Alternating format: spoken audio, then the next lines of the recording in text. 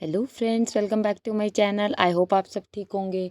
Friends, इस video में हम बात करेंगे ढंबावना मैम के इमोशनल कार्ड के बारे में, आंटी जी अंकल जी के हाउस के बारे में जो ये कल बात कर रहे थे। क्या सच में आंटी जी और ही नहीं लेना चाहते या कोई और बीच की बात है? इसको क्लियर करने की कोशिश करूँगी। वीडियो स्टार्ट करने से पहले मैं आपकी एक चीज़ क्लियर करना चाहती हूँ। आप लोग मुझे कमेंट करते हैं कि ये जो आप नोट्स बना रही हो, नोट्स क्यों बना रही हो? कोई एग्ज़ाम के लिए बना रहे हो या किस लिए बना रहे हो? नहीं, ना कोई इसमें मेरा कोई एग्ज़ाम है, ना ढंबावना मैडम इतनी इम्पॉर्टेंट है कि किसी एग्ज़ाम पेपर में आती होंगी। पर ये इसलिए है कि मेरा इससे पहले वाला भी यूट्यूब चैनल था जो कि डीमोनेटाइज़ हो गया था, क्योंकि मैं स्टिल फ़ोटो के साथ वीडियो बनाती थी जिस पे लास्ट मैंने ड्राइंग से स्टार्ट की। पहले मैं ड्राइंग बनाती थी, बट अब क्योंकि टाइम की थोड़ी सी कमी होती है, मैं खुद वर्किंग हूँ, तो मैं इसीलिए अब ये लिख कर, क्योंकि स्टिल फ़ोटोज़ से बेटर है कि यूट्यूब ये कहता है कि कुछ मूवमेंट दिखानी चाहिए, तो ये मूवमेंट का एक पार्ट है और कुछ नहीं। साथ में मैं ज़रा ब्लाइंड फॉलोअर्स के लिए भी थोड़ी सी बात कर लूँ। जो ये ब्लाइंड फॉलोअर्स जो यूट्यूब के चैनलों पे आके, खासकर मेरे चैनल पे आके ये बात करते हैं कि पैसा कमा रहे हो, पैसा कमा रहे हो, तो आप ज़रा थोड़ा होमवर्क करके रखो। जो आपको पैसा देती हैं ढंबावना मैडम ये सब नेगेटिव कमेंट्स करने का, तो मैडम तो आपसे ये नहीं कहती कि थोड़ा डम मत बनो, थोड़ा चैनल के बारे में जान लो। मेरा चैनल अभी बिल्कुल न्यू है, उस चैनल को छोड़ के मैंने इस पे अब वर्क करना स्टार्ट किया है। ये अभी मोनेटाइज ही नहीं है, और अगर कल को 2 पैसे आ भी जाएँगे, तो आपको अगर इतने मिल रहे हैं, तो बीच में से मुझे किसी के थ्रू मिल जाएँगे, तो आप क्यों घबरा रहे हो? इतना भी जेलस नहीं करनी चाहिए कि कोई अर्न कर रहा है। आप भी मेहनत करो और आप भी कमाओ। कितने दिन ढंबावना मैडम आपको पैसे दे देंगी नेगेटिव कमेंट्स करने के? इन लास्ट तो फिर आप लोगों को खुद की अर्निंग पे ही डिपेंड रहना पड़ेगा। तो फ्रेंड, वीडियो स्टार्ट करती हूँ। बहुत बात इस बारे में होगी, पर क्या होता है ना कि लोग जब गाली देने पे आ जाते हैं, पर जब आप गाली देते हो तो ब्लॉक करने का यूट्यूब ने हमें भी पावर दिया, मैं भी ब्लॉक कर देती हूँ। छोटी मोटी बातें जो होती हैं वो तो चल भी जाता है, चलो ठीक है।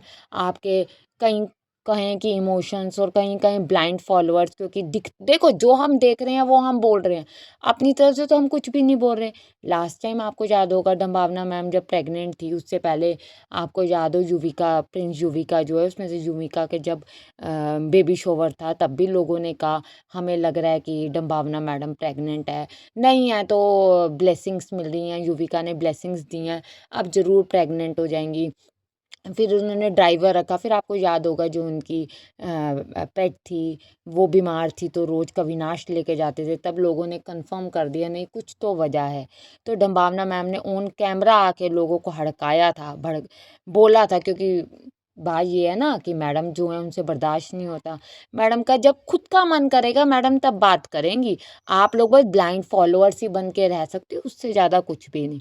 तो मैडम ने आके कहा था कि एक लेडी से बस एक ही क्वेश्चन पूछा जाता है कि प्रेगनेंसी प्रेगनेंसी प्रेगनेंसी, उसके अलावा आप कुछ भी नहीं पूछ सकते। ये मेरा निजी मामला है, मेरा जब मन करेगा तब मैं बात करूँगी, जब नहीं करेगा।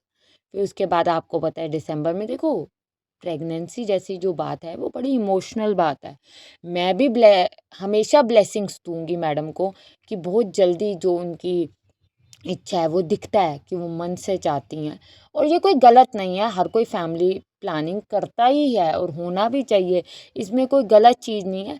पर बात वहाँ दुखती है कि जब आप अपनी मर्जी से अपने फॉलोअर्स को कह देते हो कि आप लोग क्यों बात कर रहे हो, और जब इनके पास व्यूज़ की कमी होती है। आप बताओ, अगर वो एक ट्रैवलिंग के लिए निकली हुई हैं, तो ट्रैवल व्लॉग में इनको क्यों ये बात करनी पड़ रही है कि मम्मी पापा घर जाना चाहते हैं, मैनिफेस्ट करो। देखो, ये हस्बैंड वाइफ के बीच की बात थी, चाल थी, समझो कि देखो अंकल आंटी जी तो इतनी यूट्यूब की जानकारी रखते नहीं।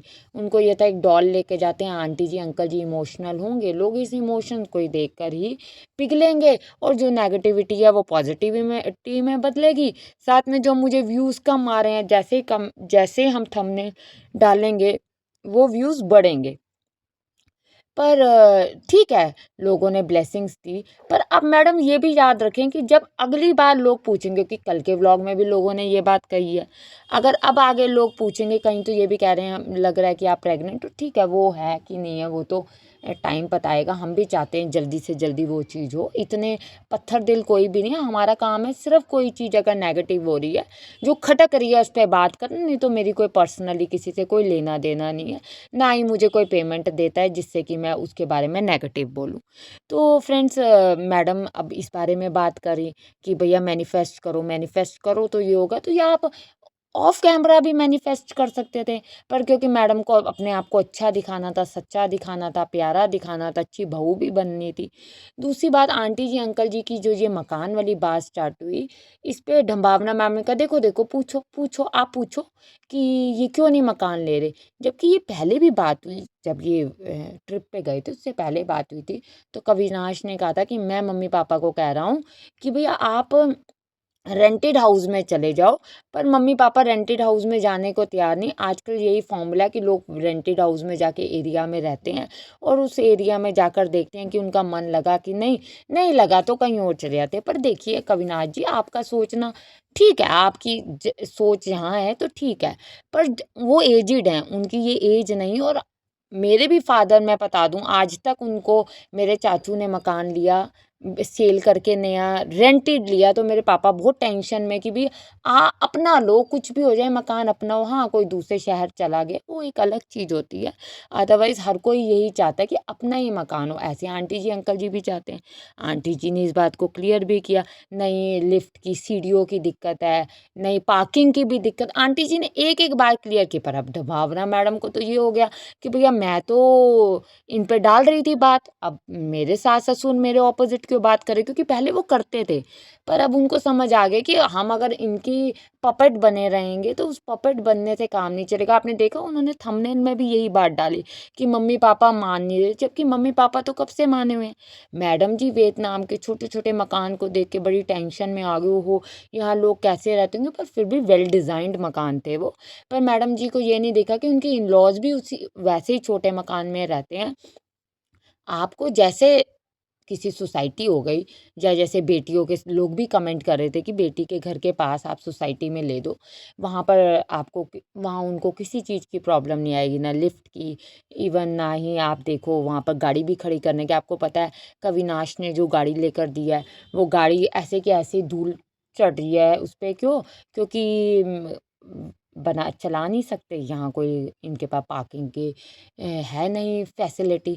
तो ये मतलब अपनी ज़िद पे रहते हैं, ये नाम दूसरों पे हस्बैंड वाइफ डालते हैं, चाहे कविनाश हो चाहे डब्बावना हो, बात दूसरों पे। जबकि वो तो रेडी हैं मकान लेने के लिए, उनको भी दिखता है कि ये बहुत छोटा मकान है, इसमें नहीं गुजारा होता। जैसे कि यही चीज़ सेम जब इनके नॉनवेज खाने पे हुई थी।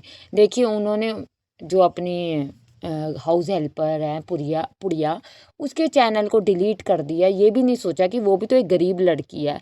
कोई बात नहीं, अगर उससे कुछ गलती भी हो गई, उन्होंने आपका पोल खोल भी दी नॉनवेज खाने की, तो कोई बात नहीं, आप उसके चैनल पे वो चीज़ें डिलीट करके नया बनाते, थोड़ा आप भी प्रमोट करते। पर लोगों को लगता है मैडम जी सबको प्रमोट करिए, ऐसा नहीं है। मैडम वो ही चीज़ प्रमोट करती है जिनमें उनको पैसा मिलता है।